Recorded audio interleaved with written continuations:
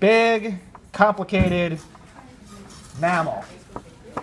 So the first thing we're going to do with the cat is we're going to look at every single organ of the cat. So we start all the way up here. This is the trachea. Inside of it, you'll find the trachealis muscle. Let me see if I can bend this back. So in there is the trachealis muscle. This thing right next to it is the esophagus. It's got a little hole in it. It's kind of cool. Down here, if I could see it a little better, we'd have the vagus nerve and the phrenic nerve. This guy right here. You guys are going to want to follow these on your own animals. Here is the heart. Inside the heart is some cool stuff. We have on the left side the bicuspid valve. Somewhere in here. I'd say it's probably this thing right here, but this one is sort of destroyed. Down here we have the papillary muscle. And maybe I should zoom this in a bit better. I'm not getting very good reception. So press the tele button for me. Okay, that'll do.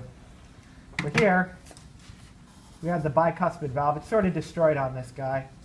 But here we have the papillary muscle and the chordae tendineae, these little cords at the end. See that guy? On this side, we have the tricuspid valve, which is probably completely gone on this guy, unfortunately. Up here we have the semilunar valves in the atria. There's one there and one there. Actually, this one is probably a little deeper, but this one is this one right here. Okay, and these are the lungs. The lungs are made of 7 lobes. You have the anterior, medial, and posterior on the left and right, and then below the heart, you have the mediastinal lobe, this guy right here. This guy, this big old muscle here, is the diaphragm. Moving down to the lower body, we have the liver. The liver is made up of 5 lobes. You have the left lateral, left medial, right lateral, which has the gallbladder stuck in it right here. That little balloon-shaped thing in there. Underneath all this, you're going to find right medial. Right lateral, which is this guy right here. It's got 2 lobes of it usually, but it's just 1 lobe of the liver. Underneath all of this, above the stomach, you're going to find something called the caudate lobe of the liver, which is this guy right here. Can you go through those lobes again? Okay, let's do it again. We've got left lateral, left medial, right medial, which is sort of this 2-lobe structure right here, with the gallbladder stuck inside it. Then down here, we have right lateral. And then underneath all that, you got the caudate lobe of the liver right there. Make sense? Good. Moving on, you got this big old stomach here. Coming off the stomach, we remember the greater omentum. Up here, all the way underneath all this stuff is the esophagus. This is the greater curvature of the stomach. The cardia. Oh, wait. Did I get that backwards? Hold on. Oh, my God. I got it backwards.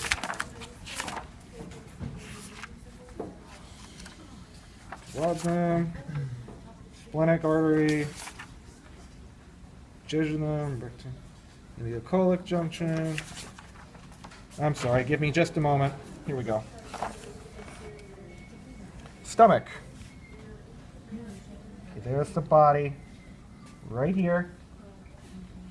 This is a greater curvature. Inside this fold, you're going to see the rugae of the stomach that allows it to expand. Here is the up here. This is the duodenum right here, and this is the pylorus. So this is the pyloric junction right in here. So moving on, you have this big old white thing. This is the pancreas. It has 2 lobes. The duodenal lobe, which is over here. That one right there, coming up here. And then it's got the gastric lobe right here. Gastric, duodenal.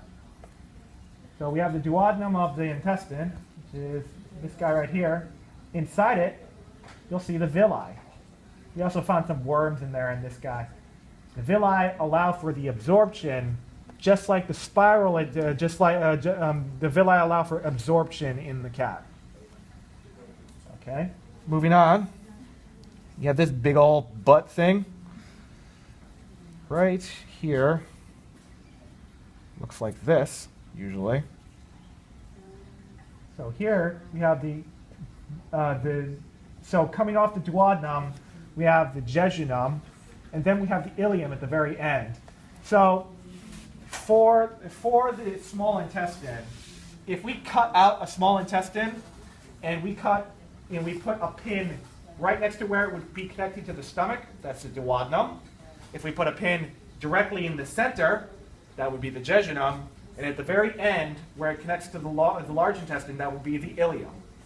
So right here is our ileocolic junction, followed by the ascending, transverse, and descending colons, going all the way down here below the bladder. So moving on into some of the other stuff, we have the kidney, which is right here. Inside the kidney, we will find